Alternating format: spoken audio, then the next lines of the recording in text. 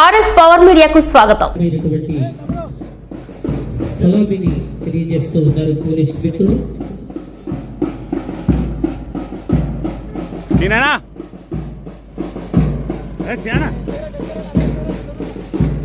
Global association universe piece అవార్డును సొంతం చేసుకొని జాతీయ స్థాయిలో జాతీయ స్థాయిలో తెలంగాణ రాష్ట్ర ప్రభుత్వం మాట తప్పదు మడిమ తిప్పదు అన్నట్టుగా స్వాతంత్ర దినోత్సవం రోజు రైతు రుణమాఫీని పూర్తి చేసినటువంటి ప్రజాప్రభుత్వం. అన్న సృష్టి చేయు ఆ బ్రహ్మ నీవు, అన్నమిచ్చు బ్రోచు హరివి నీవు అంటూ రైతులను ఇది ప్రజా ప్రయాణం.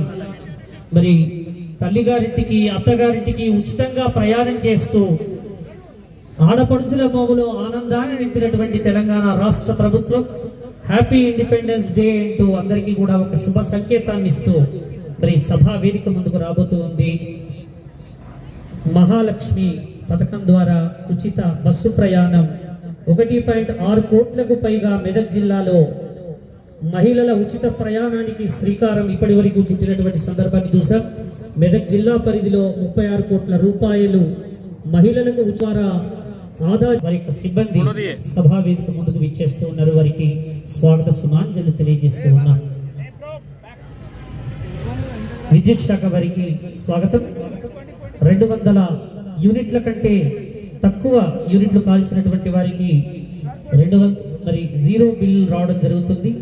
మరి మొత్తం సబ్సిడీ 115 కోట్లుగా మెదక్ జిల్లాలో గృహజ్యోతి పథకం లబ్ధిదారులుగా 1,21,207 మందికి, అలాగే నాయి బ్రాహ్మణులు మరియు రజకులు 3,282 మంది, వ్యవసాయ వినియోగదారులు 1,05,120 మంది, SC/ST వినియోగదారులు 1,07,600.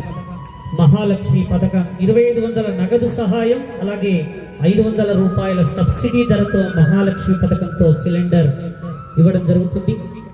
మరి పౌర సరఫరాల శాఖ మహాలక్ష్మి గ్యాస్ పథకం నిర్మూలన కార్యక్రమంలో అమల్లో ముందంజ వేస్తూ నూతనంగా తెలంగాణ ప్రభుత్వం ప్రవేశపెట్టిన ఇందిరా మహిళా శక్తి పథకం ద్వారా ఈ జిల్లాలో 106 కోట్లు 9,938 మంది మహిళలకు సంక్షేమం కోసం ఉపాధి కల్పించినటువంటి జీవనోపాధి కల్పించినటువంటి గౌరవ జిల్లా కలెక్టర్ గారి నేతృత్వంలో అద్భుతంగా DRDA విజయాలు సాధిస్తూ ఉంది.